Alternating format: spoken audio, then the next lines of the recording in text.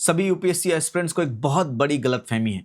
उनको लगता है कि यूपीएससी प्री एग्जामिनेशन के लिए हर बार वही same set of constitutional amendment act घिसे पिटे जो आप पढ़ते रहते हैं 42nd 44th, यही बस इंपॉर्टेंट है और बाकी अमेंडमेंट एक्ट्स इंपॉर्टेंट नहीं है। पर यहीं पर आप सबसे बड़ी गलती कर रहे हैं और यहीं पर आपके मार्क्स कट रहे हैं।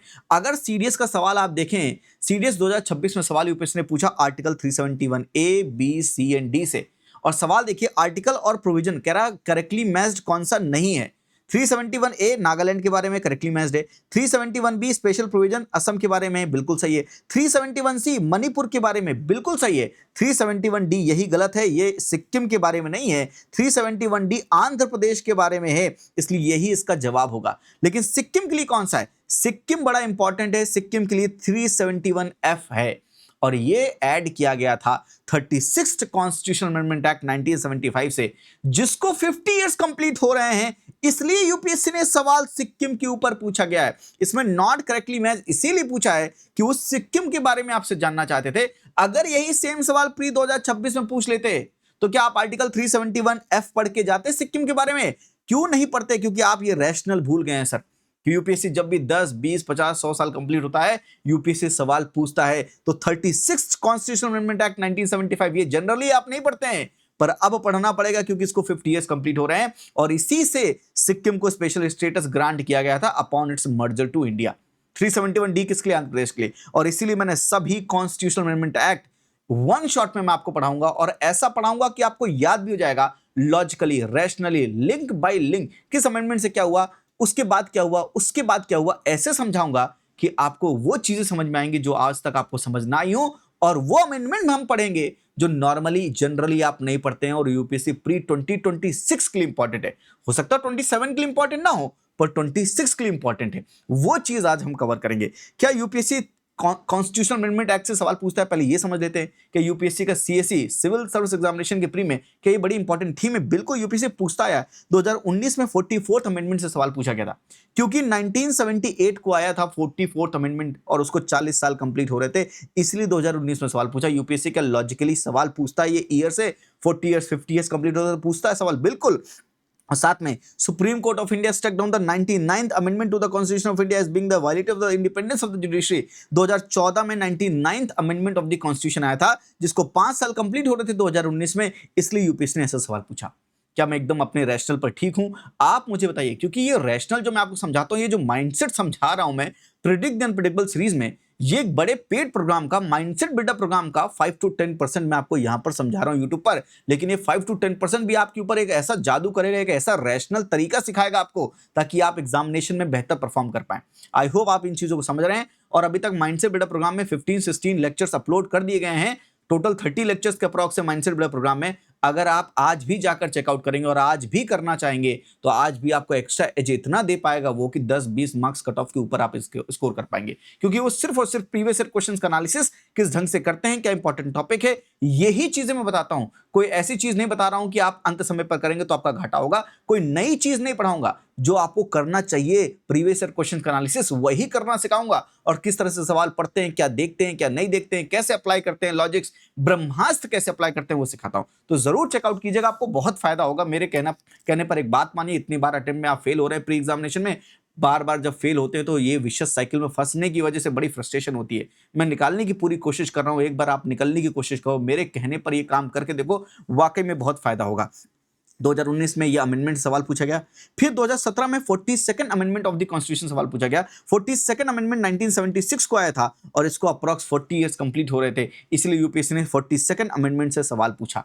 फिर यूपीएससी ने 2023 में भी अमेंडमेंट के ऊपर सवाल पूछा, फर्स्ट अमेंडमेंट 42nd 44th 86। हालांकि इसको फिर हमने यूपीएससी ने इसको हटा दिया था, रिमूव कर दिया था इस क्वेश्चन को, क्योंकि डिस्क्रिपेंसी थी, सही ढंग से डिजाइन नहीं था सवाल। उसके बाद यूपीएससी ने 2024 में अमेंडमेंट आर्टिकल 368 इटसेल्फ से सवाल पूछ लिया कि as per the article 368 of the constitution parliament may amend any provisions of the constitution by way of addition variation repeal। इसका आंसर क्या 1 2 and 3।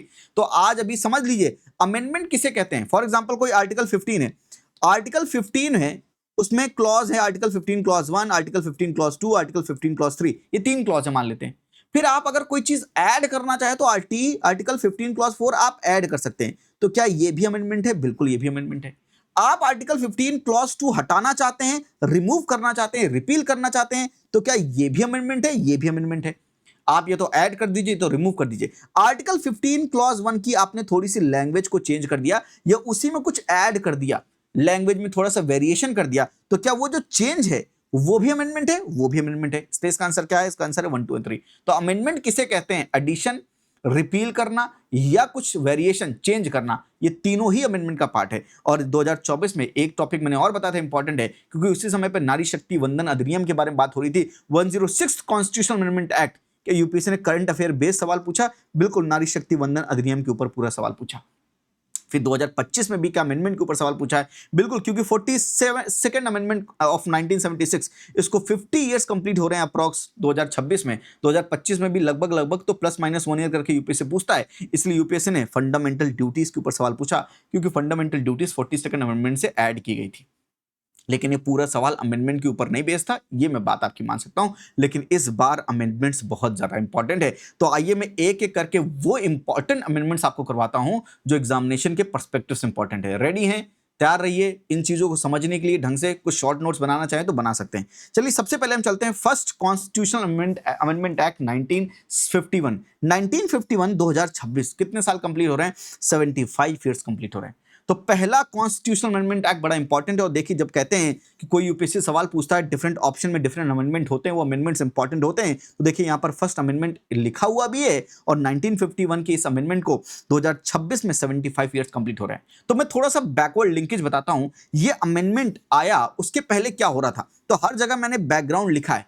बैकग्राउंड क्या है? लैंड रिफॉर्म हो रहे थे उस समय पर। भारत की आजादी के बाद सबसे इंपॉर्टेंट काम जो किया गया वो था लैंड रिफॉर्म करना। जिनके पास ज्यादा लैंड है उनसे लैंड लेकर, जिनके पास लैंड लेस है, जिनके पास लैंड नहीं है, उनको लैंड देना। लैंड रिफॉर्म हो रहे थे। और इसी बैकग्राउंड में, इसी अमेंडमेंट के बैकग्राउंड में Champakam Dorai Rajan versus state of Madras and land ceiling laws आए थे। और इसीलिए यह अमेंडमेंट, पहला अमेंडमेंट कॉन्स्टिट्यूशन का लाया गया, जहां पर आर्टिकल 15 क्लॉज 1 तो था ही, उसके साथ साथ हमने 15 क्लॉज 4 को ऐड भी किया था। तो यहां पर देखिए अमेंडेड आर्टिकल लिखा हुआ है, ऐसे याद करने की जरूरत नहीं है, पर मैं आपको ये बताना चाहता हूं कि आर्टिकल को अमेंड कौन कौन से किया गया था पहले से। 15, 1985 ये सब लिखा हुआ है। ये याद ना हो तो भी चलेगा, पर एक आइडिया होना चाहिए कि हाँ अमेंडमेंट तो हुआ था, इन सब में हुआ था, ऐसा नहीं सिर्फ एक अमेंडमेंट हुआ था। तो जैसे मैं 15 क्लॉज बता रहा था, 15 क्लॉज 1 को कॉन्ट्रडिक्ट करने वाला एक कानून, एक अमेंडमेंट किया गया था, 15 क्लॉज 4 ऐड किया गया था। Inserted article 31A and 31B को इंसर्ट किया गया था और 9th शेड्यूल को ऐड किया गया था। इसलिए फर्स्ट कॉन्स्टिट्यूशनल अमेंडमेंट एक्ट से 9th शेड्यूल को ऐड किया गया था, 31B भी ऐड किया गया था। ये दोनों को रिलेटेड हैं और 9th शेड्यूल अपने आप बड़ा इंपॉर्टेंट हो जाएगा इस पर्सपेक्टिव से। तो इस बार 9th schedule is very much important. साथ में जुडिशियल रिव्यू के कॉन्टेक्स्ट में बड़ी इंपॉर्टेंट थीम है जुडिशियल रिव्यू। साथ में सबसे इंपॉर्टेंट थीम है यूपीएससी की बेसिक स्ट्रक्चर डॉक्ट्राइन। उस कॉन्टेक्स्ट में भी 9th शेड्यूल बड़ा इंपॉर्टेंट है कि 9th शेड्यूल अगर बेसिक स्ट्रक्चर को वायलेट करे तो क्या जुडिशियल रिव्यू कर सकती है?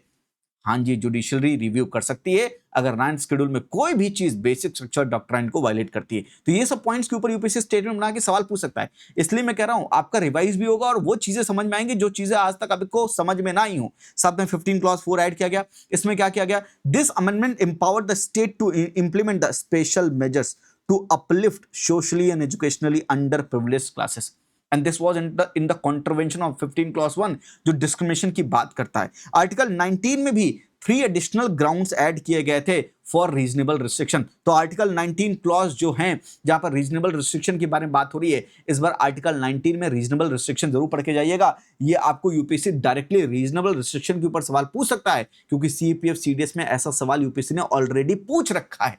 इसलिए प्रीवियस ईयर क्वेश्चंस के एनालिसिस करना बहुत जरूरी है। आपको समझ में आना चाहिए कि अब आर्टिकल 19 में वैसे भी सब कुछ तो पूछ चुका है, बस रीजनेबल रिस्ट्रिक्शन अभी तक नहीं पूछा है, वो भी पूछ सकता है।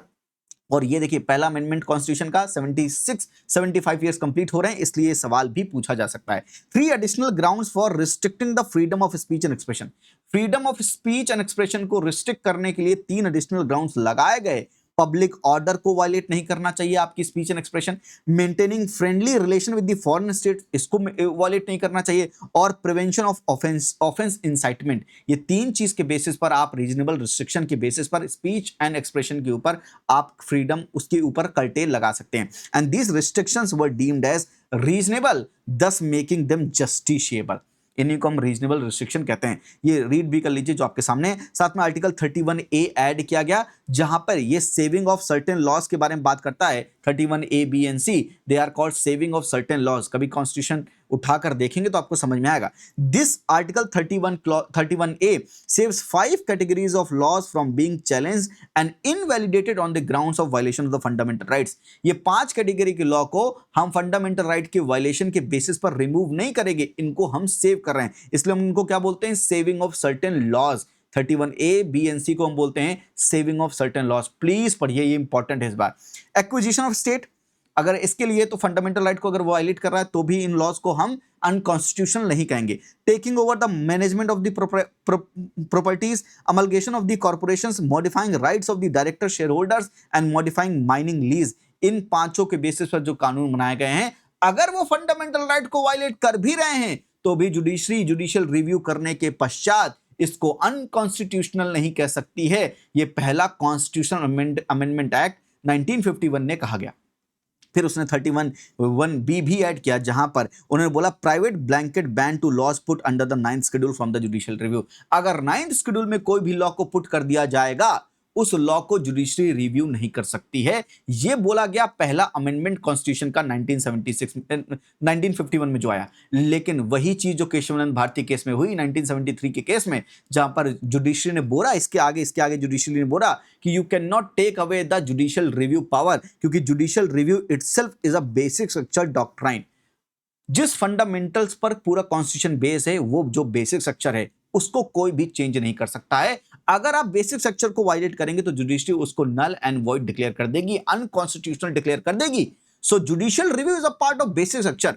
9th शेड्यूल में आप कोई भी लॉ रखेंगे, चलिए ठीक है, हम उसको जुडिशियल रिव्यू नहीं कर सकते अगर वो नॉर्मल लॉ है, लेकिन अगर वो लॉ बेसिक स्ट्रक्चर को वायलेट करेगा तो हम उसको रिव्यू करके उसको अनकॉन्स्टिट्यूशनल कह देंगे। ये बात आपको पूरी बात समझाई मैंने? आई होप आपको ये बात समझ में आई। चलिए बढ़िया, तो ये अमेंडमेंट से जो इंपॉर्टेंट पॉइंट्स थे आई होप आपने समझे और आपने थोड़े से शॉर्ट नोट्स भी बना लिए होंगे। नेक्स्ट आते हैं 5th amendment 1955। 70 years approx complete हो रहे हैं इस एक्ट को, इसलिए ये भी इंपॉर्टेंट है। और इसका बैकग्राउंड क्या है, याद है 1955 1956 स्टेट रीऑर्गेनाइजेशन एक्ट, उस समय पर बात हो रही थी रीऑर्गेनाइजेशन की, इसलिए बैकग्राउंड मैंने देखी लिखा हुआ है। Princely states were not fully integrated into the union of India and there existed the possibility of reorganization of the state on the linguistic basis which could further be delayed और parliamentary legislation could be brought to stand still due to the lack of time for expressing the views। इसलिए अगर ये सब हो रहा है जिसके basis पर अगर आप नहीं बना पा रहे हैं, दिक्कत हो रही है आपको, इसलिए ये अमेंडमेंट लाया गया था 5th कॉन्स्टिट्यूशनल अमेंडमेंट एक्ट 1955 का, जिसने एम्पावर कर दिया प्रेसिडेंट को। ऐसे यूपीएससी स्टेटमेंट बना के भी सवाल पूछ सकता है।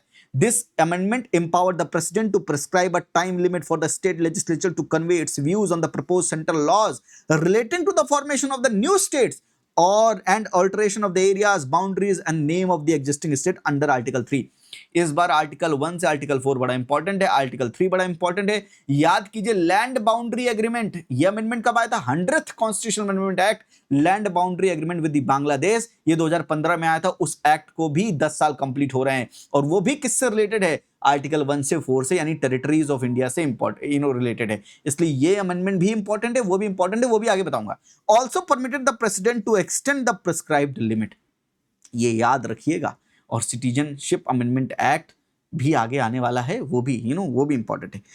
Then 7th amendment 1956, 70 years complete हो रहे हैं, इसको भी अप्रॉक्स +-1 करते हैं। इसका बैकग्राउंड क्या है, डेथ ऑफ द पट्टी Shri Ramulu and growing hostility for the linguistic state, वही चीज हो रही थी। तो इन्होंने इतने ढेर सारे आर्टिकल्स को इंसर्ट किया और this amended the part 8 schedule 1 to 4 and 7। ये याद करने की जरूरत नहीं है, मैंने आपके लिए लिख दिया कि ये अमेंडमेंट से क्या क्या हुआ था। और यहां पर बात हुई कि reorganization of the state on the linguistic line, इसलिए स्टेट रीऑर्गेनाइजेशन एक्ट भी लाया गया, अमेंडमेंट आएगा उसके बाद ही एक्ट आएगा। Abolition of the class A, B, C, D states, पहले ये थे, अगर आपने पोस्ट इंडिपेंडेंस में नहीं पढ़ा तो थोड़ा सा पढ़ लीजिएगा। And introduction of the union territories and provision for the common high court and governor for 2 or more state. अगर आपसे ये पूछ लिया जाए कि कॉमन हाई कोर्ट का और governor for 2 or more state का प्रोविजन कहां से लाया गया, 7th amendment to the constitution of India 1956। ये इंपॉर्टेंट चीजें मैं आपको क्यों बता रहा हूं, क्योंकि यही सब चीजें एग्जाम में पूछी जाती हैं। 10th अमेंडमेंट 1961 क्यों इंपॉर्टेंट है? क्योंकि 65 इयर्स कंप्लीट हो रहे हैं। यहां पर आर्टिकल 66, 67 के बारे में बात हो रहे हैं, इनको अमेंड किया गया था। और देखिए सबसे इंपॉर्टेंट चीज पढ़िए, incorporation of Dadar and Nagar Haveli as union territory consequent to acquisition from the Portugal. बड़ा इंपॉर्टेंट है, लास्ट में हमने इसको एक्वायर किया था। पोर्तुगीज सबसे पहले थे, सबसे आने में, और जाने में भी सबसे लास्ट ही यही थे, पोर्तुगीज थे। और देखिए सिक्किम के ऊपर ऑलरेडी सवाल पूछा सीडीएस 2026 में। 36 अमेंडमेंट एक्ट 1975, 50 इयर्स कंप्लीट हो रहे थे। 371 एफ के बारे में पढ़ना। उसी कॉन्टेक्स्ट में आप 10th अमेंडमेंट कॉन्स्टिट्यूशन एक्ट 1961, जहां पर दादर एंड नागर हवेली को भी हमने यूनियन टेरिटरी की तरह इनकॉर्पोरेट किया था। फिर आते 24th अमेंडमेंट 1971, यहां पर एक मुद्दा चल रहा था, उस मुद्दे के बारे में समझेंगे तब आप समझ पाएंगे। बैकग्राउंड क्या है? 24th अमेंडमेंट क्यों इंपॉर्टेंट है? क्योंकि 55 इयर्स कंप्लीट हो रहे हैं 1971 से, इसलिए इंपॉर्टेंट है। और भी 24, 25, 26 इसी कॉन्टेक्स्ट में सारे लगे हुए आए थे, और वही मुद्दा चल रहा था कि क्या फंडामेंटल राइट्स को हम अमेंड कर सकते हैं कि नहीं कर सकते। तो amendability of the fundamental right एक जो टॉपिक है जो आप पढ़ते हैं, amendability of the fundamental rights, उसमें हम ये पढ़ते हैं 24th amendment constitution act 1971। Background, 24th amendment was enacted by the Congress government headed by Indira Gandhi to abrogate the supreme court ruling on in Golaknath versus state of Punjab case. तो जो Golaknath versus state of Punjab case में supreme court ने बोला था, उसको हटाने के लिए उस बैकग्राउंड में 24th अमेंडमेंट लाया गया था। This judgment reverse the supreme court earlier decision which had upheld the parliament's power to amend all parts of the constitution including part 3 related to fundamental rights। देखिए सुप्रीम कोर्ट ने पहले ये बोला था कि पार्लियामेंट कुछ भी अमेंड कर सकती है, कोई भी पार्ट ऑफ कॉन्स्टिट्यूशन को अमेंड कर सकती है, क्योंकि पार्लियामेंट के पास अमेंडिंग पावर्स होती हैं including the part 3 of the fundamental rights.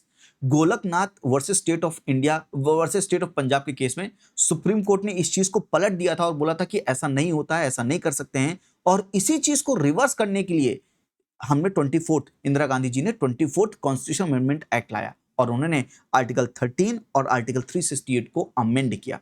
Article 13 को अमेंड करके आर्टिकल 13 क्लॉज 4 ऐड किया, क्योंकि आर्टिकल 13 क्लॉज 2 अगर आप पढ़ेंगे वहां पर, क्योंकि 13 क्लॉज 1 में क्या लिखा हुआ, आर्टिकल 13 क्लॉज 1 में ये लिखा हुआ है कि कोई भी लॉ फंडामेंटल राइट्स को वायलेट नहीं कर सकते हैं।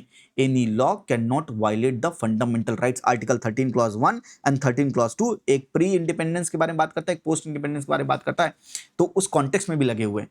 और इसी चीज में यह देखा गया कि कॉन्स्टिट्यूशनल अमेंडमेंट एक्ट भी तो एक तरह से लॉ है।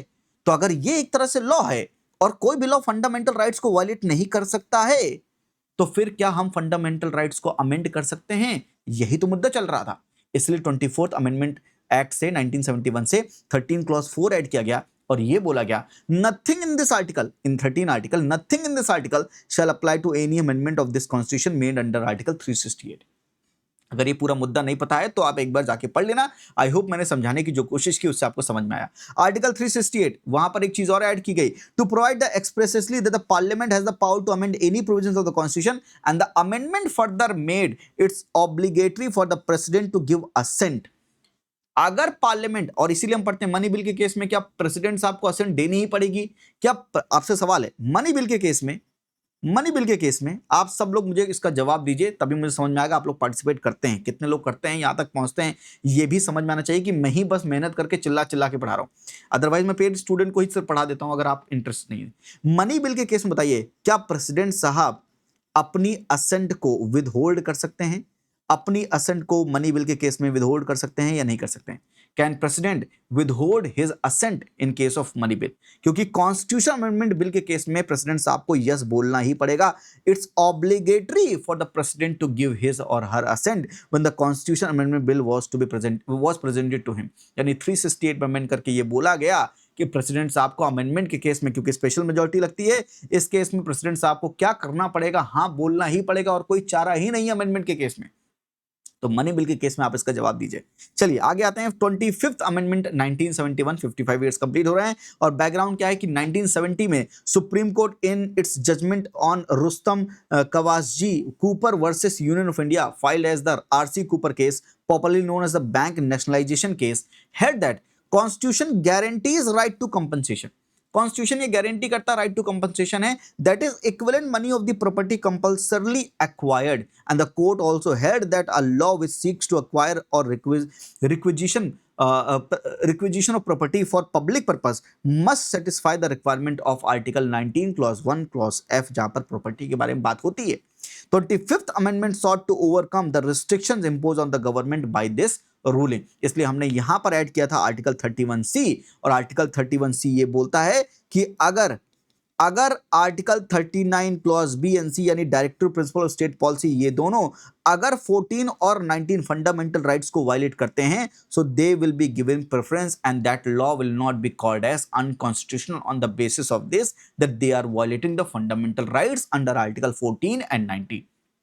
आई hope you are understanding this much कि अगर आप डायरेक्टिव डीपीएसपी का 39 क्लॉज बी एंड सी अगर वायलेट कर रहे हैं, वो वायलेट क्या कर रहे हैं, 14 और 19 वायलेट कर रहे हैं, सिर्फ और सिर्फ ये दो आर्टिकल वायलेट कर रहे हैं, तो इस बेसिस पर इसको अनकॉन्स्टिट्यूशनल नहीं कहा जाएगा, क्योंकि ये सिर्फ और सिर्फ 14 और 19 को वायलेट कर रहे हैं। इसका मतलब DPSP in this certain case is much more powerful than the fundamental rights, और इसीलिए 31C को ऐड किया गया था, वही जो आपके सामने यहां पर लिखा हुआ है। इतना ही इंपॉर्टेंट है, इन चीजों को समझिए। यस, फिर आते हैं 26 अमेंडमेंट 1976 में, यहां पर आर्टिकल 363A को ऐड किया गया था, कोई भी चेंजेस नहीं किए गए थे, पर 291 362 को रिमूव किया गया था। ये इंपॉर्टेंट नहीं है, मैं अगेन बोलता हूं, ये मैंने आपके कॉन्टेक्स्ट के लिए लिख दिया है। 55 ईयर्स कंप्लीट हो रहे हैं, और यहां पर क्या हुई थी बात, प्रीवी पर्सेस की बात हुई थी। तो मोर इंपॉर्टेंट चीज क्या है कि 26 अमेंडमेंट से हमने प्रीवी पर्सेस का अबोलिशन किया था, and state recognition granted to rulers of the Indian states. तो जो हमने उनको रिकॉग्निशन दे रही थी महाराजा धीराजा, उन सबसे वो चीजें हमने वापस ले ली थी, उनका प्रीवी पर्सेस हमने अबॉलिश कर दिया था 26 अमेंडमेंट 1971 से। आते हैं आगे 36 अमेंडमेंट 1975, जिसको 50 इयर्स कंप्लीट हो रहे हैं, वहां पे हमने आर्टिकल 371F को इंसर्ट किया था, और वहां पर फॉर्मेशन ऑफ सिक्किम के बारे में बात हुई थी as a state within the Indian union. इसलिए थोड़ा सा आर्टिकल 371 से 371J पढ़िएगा, इसलिए पढ़िएगा क्योंकि सीडीएस में पूछा गया है, तो ये मच मोर इंपॉर्टेंट आर्टिकल से पूछा क्यों गया है, उसका लॉजिक मैंने बता दिया। 50 इयर्स कंप्लीट हो रहे हैं और ये अमेंडमेंट इंपॉर्टेंट है। आगे चलते हैं 39th अमेंडमेंट एक्ट 1975, इसको भी 50 इयर्स कंप्लीट हो रहे हैं, और यहां पर भी कुछ एडिशन, कुछ चेंजेस और कुछ रिमूवल किए गए थे, रिमूवल नहीं किए गए थे, कुछ चेंजेस एडिशन किए गए थे। मोर इंपॉर्टेंट जो ये चीजें यहां पर लिखी है ना, ये ज्यादा इंपॉर्टेंट है। ये तो चलो ठीक है, भूल जाओ, कोई दिक्कत नहीं है, ये जो किया गया है वो इंपॉर्टेंट है। इस अमेंडमेंट ने क्या किया, this amendment remove the power of the supreme court to decide dispute involving the president, vice president, prime minister and the speaker. Supreme Court struck down the part of 39th amendment article, ये जो act था, बाद में supreme court ने इसके सारे जितने भी ये चीजें थी जो अनकॉन्स्टिट्यूशनल थी, उनको स्ट्रक डाउन कर दिया। आर्टिकल 329 क्लॉज ए में जो 329A क्लॉज 4 में जो ऐड किया था, in the landmark judgment case of the Indira Nehru Gandhi versus Raj Narain case of 1975, और इसको भी 50 इयर्स कंप्लीट हो रहे हैं, बिकॉज सुप्रीम कोर्ट ने कहा कि जो आपने किया है this is violative of the basis the doctrine of the Indian constitution. इसलिए यूपीएससी सवाल आपसे पूछ सकता है कि 39th अमेंडमेंट एक्ट 1975 से या इस केस के ऊपर जो सवाल है उसके ऊपर सवाल पूछा जा सकता है। साथ में 44th CAA constitution amendment act 1978 cancel the provision of the 39th amendment act 1975, cancel भी कर दिया गया था बाद में। तो ठीक है, ये चीज ठीक है कि भाई अमेंडमेंट में कुछ गलत किया गया और सुप्रीम कोर्ट ने उसको स्ट्रक डाउन किया, आगे आपने अमेंडमेंट लाके उस चीज को करेक्ट करने की कोशिश की। चलिए, सबसे इंपॉर्टेंट अमेंडमेंट जो आप हर बार पढ़ते हैं, that is mini constitution 42nd amendment act 1976। इस कॉन्स्टिट्यूशनल अमेंडमेंट एक्ट को 50 इयर्स कंप्लीट हो रहे हैं, that's why it is much more important. ठीक है, 76 है, 75 को भी 50 इयर्स हो रहे हैं, 76 को भी 50 इयर्स हो रहे हैं। सर कैसे आप ये बात कह देते हैं भाई, इनको एग्जैक्टली कंप्लीट हो रहे हैं, उनको अप्रॉक्स कंप्लीट हो रहे हैं, इसलिए ये बात कह पाते हैं। सो दिस मिनी कॉन्स्टिट्यूशन, इसको मिनी कॉन्स्टिट्यूशन क्यों कहते हैं, मिनी कॉन्स्टिट्यूशन क्यों कहते हैं 42nd अमेंडमेंट एक्ट को, क्योंकि they amended almost all the part of the constitution including the preamble and the amending clause, and the amending clause were changed by the 42nd amendment, and some new articles sections were also inserted. Parliament was given unrestrained power to amend any parts of the constitution. 42nd amendment is a naughty amendment. naughty मतलब बहुत ज्यादा परेशान करने वाला amendment है। इसने वो काम भी किए जो काम बेसिक स्ट्रक्चर डॉक्ट्राइन को वायलेट भी करते हैं, जो कि फिर जुडिशरी ने स्ट्रक डाउन भी किया। तो parliament was given unrestrained power to amend any part of the constitution, ये ठीक नहीं होगा क्योंकि जुडिशरी रिव्यू कर सकती है। और लिखा था there would be no limitation whatever on the constituent power of the parliament to amend the constitution. तो फिर सुप्रीम कोर्ट ने बाद में इसको स्ट्रक डाउन भी किया है ना, ऐसा इन्होंने किया था पर स्ट्रक डाउन कर दिया गया। आर्टिकल 74 में इन्होंने ऐड किया कि प्रेसिडेंट साहब के पास जो भी काउंसिल ऑफ मिनिस्टर्स एडवाइस करेंगे, प्रेसिडेंट साहब को हाँ बोलना ही पड़ेगा। President shell act in accordance with the advice of the council of minister, ये आर्टिकल 74 में अमेंड करके ऐड किया गया। बाद में 44th अमेंडमेंट एक्ट से, जो आगे मैं पढ़ाऊंगा 1978 में जो आया था, उससे फिर कहा गया कि नहीं, प्रेसिडेंट के पास एक पावर होगी कि वो रिकंसिडरेशन के लिए भेज सकते हैं, जो अभी आप ताजा ताजा नया नया अपडेटेड जो आप पढ़ते हैं। पहले 42nd से ये बोला गया कि प्रेसिडेंट को एक्ट करना ही पड़ेगा on the advice of the council of minister. 44th amendment में थोड़ा सा चेंज करके बोला गया कि नहीं, यहां पर वो रिकंसिडरेशन के लिए एक बार भेज सकते हैं, पर अगर दोबारा वही सेम चीज आ जाए या मॉडिफाई करके आ जाए तो हाँ बोलना ही पड़ेगा। साथ में आर्टिकल 358, 359, देखिए इमरजेंसीज बड़ा इंपॉर्टेंट, इस बार मैंने माइंड से बिल्डर प्रोग्राम में भी बताया था जो पार्ट है उसका, कि इमरजेंसीज बहुत इंपॉर्टेंट है। 1975 से 77 इमरजेंसी लगी थी और इसको कंप्लीट हो रहे हैं अप्रॉक्स 50 इयर्स। इस केस में इमरजेंसी बड़ी इंपॉर्टेंट है। आर्टिकल 352 से आर्टिकल 360 बड़ा इंपॉर्टेंट है और उस कॉन्टेक्स्ट में यूपीएससी इमरजेंसी से भी सवाल पूछ सकता है, साथ में इमरजेंसी को अमेंडमेंट से ऐड करके मिक्स करके भी सवाल पूछ सकता है क्योंकि यूपीएससी थीम्स को मर्ज करता है। आर्टिकल 358, 359 वर अमेंडेड, ये दोनों क्या हैं? ये दोनों इमरजेंसी के ही आर्टिकल है। याद है था आर्टिकल 352 से 60 मैंने बोला, तो आर्टिकल 358, 359 किसका पार्ट है? फंडामेंटल इमरजेंसी का पार्ट है और इनको भी अमेंड किया गया था to allow the suspension of the fundamental rights and suspension of the enforcement of any of the rights conferred by the constitution during the emergency. Emergency के समय पर हम सभी राइट्स को, सभी फंडामेंटल राइट्स को सस्पेंड कर सकते हैं। इसके लिए आर्टिकल 358, 359 को अमेंड किया गया था। साथ में नया डायरेक्टिव प्रिंसिपल स्टेट पॉलिसी में ऐड किया गया था। आर्टिकल 39A भी ऐड किया गया, 43A एंड 48A भी ऐड किया गया था। ये 48A किसके बारे में बात करता है? क्या एनवायरमेंट, फॉरेस्ट, कुछ ऐसे बात करता है, वाइल्ड लाइफ के बारे में बात करता है क्या? मुझे कॉमेंट सेक्शन में बताइएगा।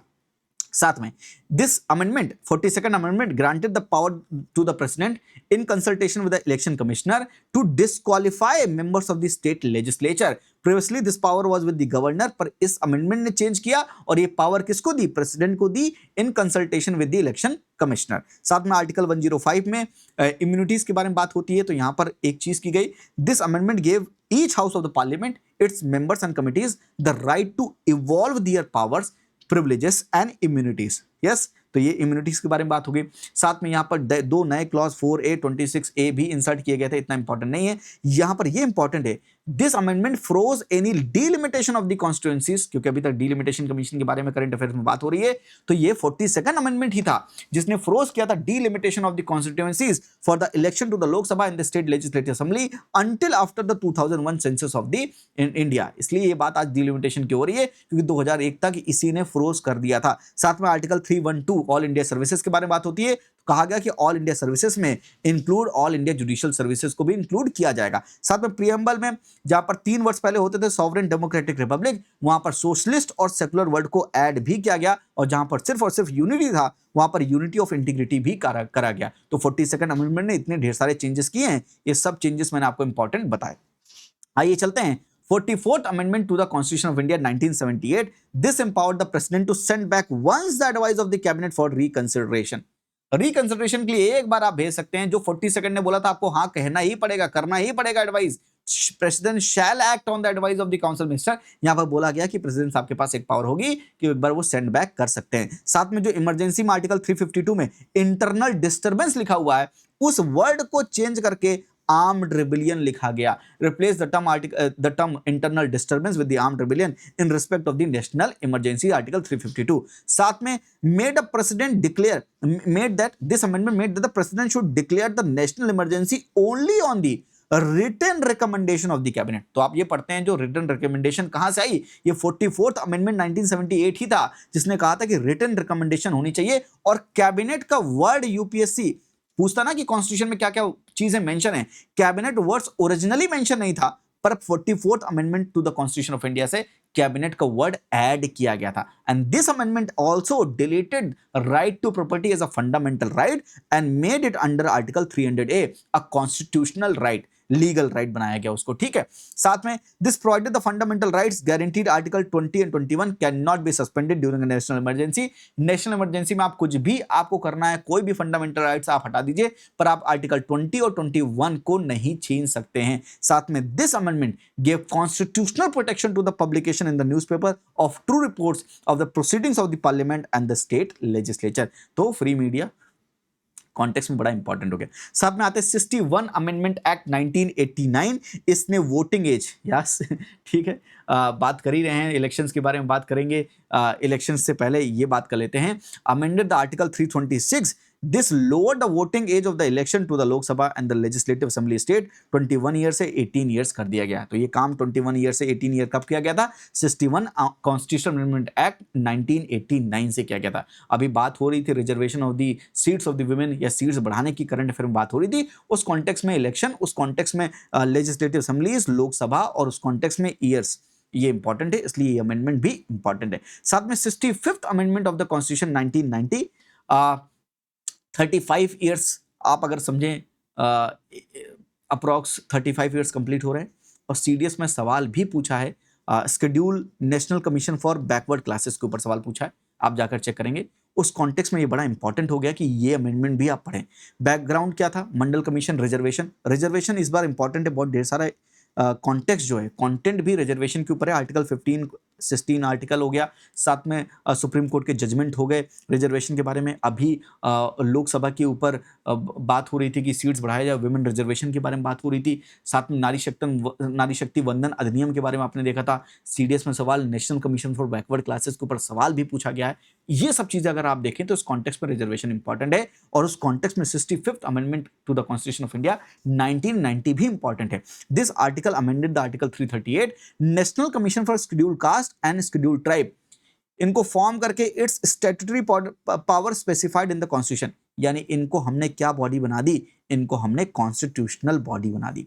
National commission for scheduled caste and national commission for scheduled tribe, ये दोनों क्या है? कॉन्स्टिट्यूशनल बॉडी है। एनसीबीसी का कॉन्स्टिट्यूशनल बॉडी है, एक बार मुझे कमेंट सेक्शन वो भी बता दीजिए। साथ में हमने 89th अमेंडमेंट्स 2003 से इनको हमने सेपरेट भी किया था। ये पहले कंबाइंड थे, फिर हमने सेपरेट भी किया। National commission for schedule caste and schedule tribe was bifurcated into the national commission for schedule caste and the schedule tribe. तो हम दोनों को बाइफरकेट करते हैं 2003 के इस अमेंडमेंट से, ठीक है। तो ये दोनों चीजें आप याद रखिएगा, और एनसीबीसी के बारे में भी याद रखिएगा। आगे बताता हूं आगे चीजें।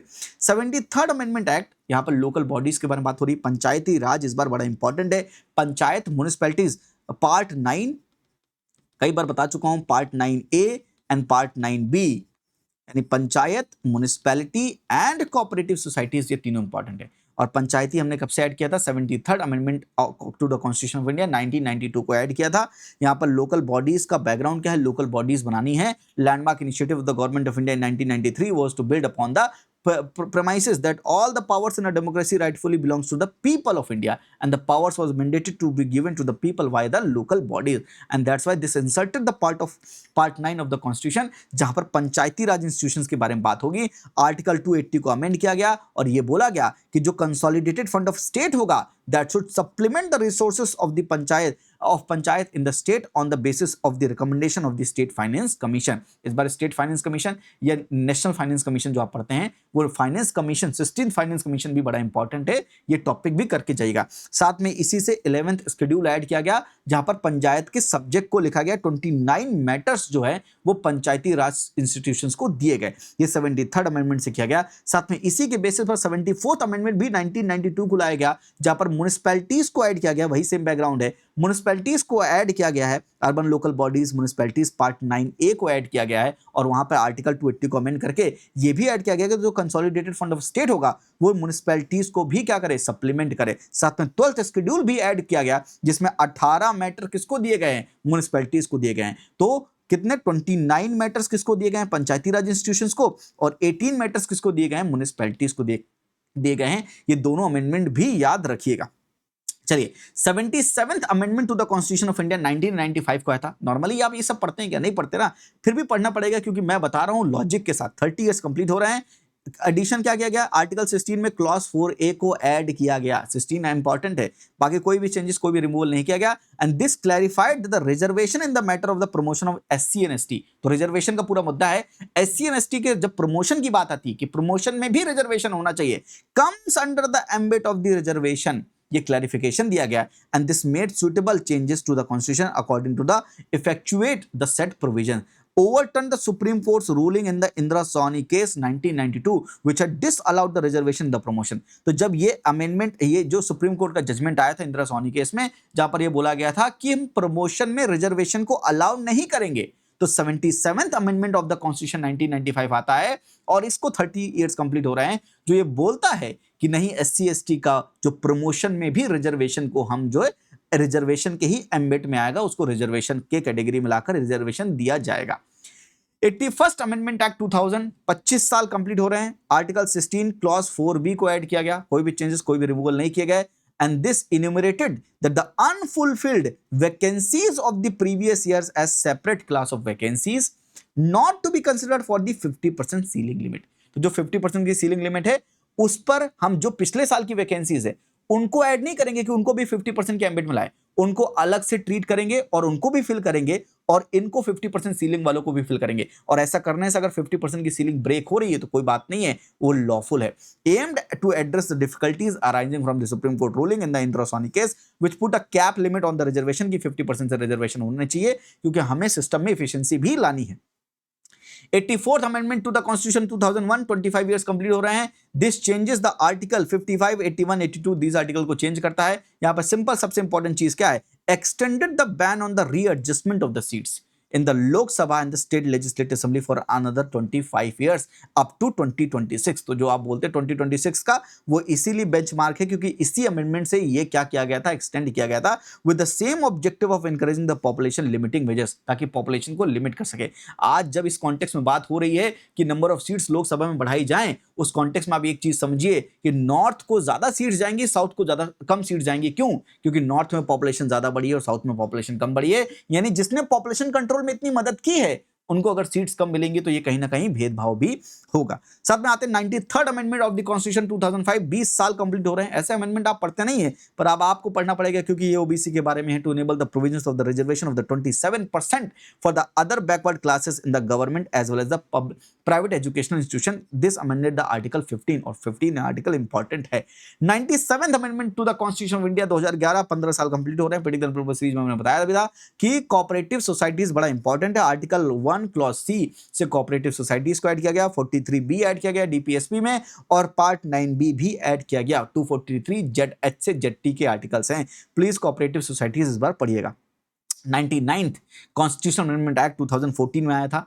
10 साल कंप्लीट 5 साल कंप्लीट हुए थे, तो यूपीएससी ने 2019 में सवाल भी पूछा था, यस, पर इसको स्टक डाउन कर दिया गया है। जहां पर एनजेएसी के बारे में बात होती है, नेशनल जुडिशियल अपॉइंटमेंट कमेटी के बारे में बात होती है, और वहां पर अपॉइंटमेंट की जजेस का अपॉइंटमेंट कैसे किया जाएगा। इस केस में फर्स्ट जज केस, सेकंड जजेस केस, थर्ड जजेस केस के बारे में भी पढ़ लीजिएगा, आप इसको एक बार रीड कर लीजिएगा। मैं आता हूं सबसे इंपॉर्टेंट टॉपिक पर, 100th amendment to the constitution of India 2015, land boundary agreement with Bangladesh. 10 साल कंप्लीट हो रहे हैं। प्लीज आर्टिकल 1 से आर्टिकल 4 ऐड कीजिएगा। This amended the first schedule also within the act following definitions are given. Acquired territory क्या होती है, appointment day क्या होता है, इंडिया बांग्लादेश एग्रीमेंट क्या है, and this gave effect to the acquiring of certain territories by India, transfer of certain other territories to the Bangladesh through the exchange of the enclaves, retention of the adverse possession in pursuance of the land boundary agreement of the 1974 and its protocol of the 2011। इसको भी 15 साल complete हो रहे हैं। For this purpose, the Amendment Act amended the provisions relating to the territories of the 4 states Assam, West Bengal, Meghalaya and Tripura in the first schedule of the Constitution of India। तो land boundary agreement static से भी जाके पढ़ लीजिएगा। 101 constitution amendment act जो GST के बारे में बात करता है। जीएसटी को 10 साल कंप्लीट हो रहे हैं।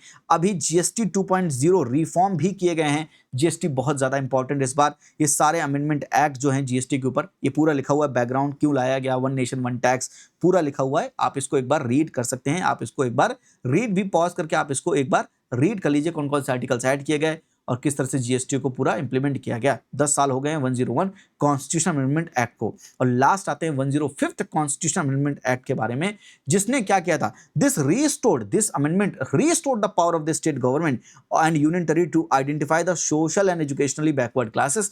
SEBC की जो लिस्ट होती है वो बनाने की जो पावर होती थी स्टेट गवर्नमेंट की और यूनियन टेरिटरीज की, वो पावर छीन ली गई थी सुप्रीम कोर्ट के जजमेंट के द्वारा। उस पावर को रिस्टोर किया था 105th कॉन्स्टिट्यूशन अमेंडमेंट एक्ट ने, ठीक है, that is taken away by the 102nd amendment, sorry, जो कि 102nd कॉन्स्टिट्यूशन अमेंडमेंट एक्ट ने छीन ली थी, उस पावर को रिस्टोर किया गया, उस पावर को रिस्टोर किया गया, माफ कीजिएगा। और इसको आप एक बार रीड भी कर सकते हैं। ये 105th कॉन्स्टिट्यूशन अमेंडमेंट एक्ट 2021 में आया था। इसको 5 साल कंप्लीट हो रहे हैं, इसलिए मैंने यहां पर लगा दिया है और आपको बता दिया है। I hope in just 40 minutes हमने 40 मिनट में सबसे इंपॉर्टेंट कॉन्स्टिट्यूशन अमेंडमेंट एक्ट जो आप नॉर्मली नहीं भी पढ़ते हैं, हमने उनको यूपीएससी के लॉजिक के साथ समझकर स्टोरी के फॉर्म में और इंपॉर्टेंट चीजें, सिर्फ इंपॉर्टेंट स्टेटमेंट मैंने आपको बताए हैं जो एग्जामिनेशन में पूछे जा सकते हैं।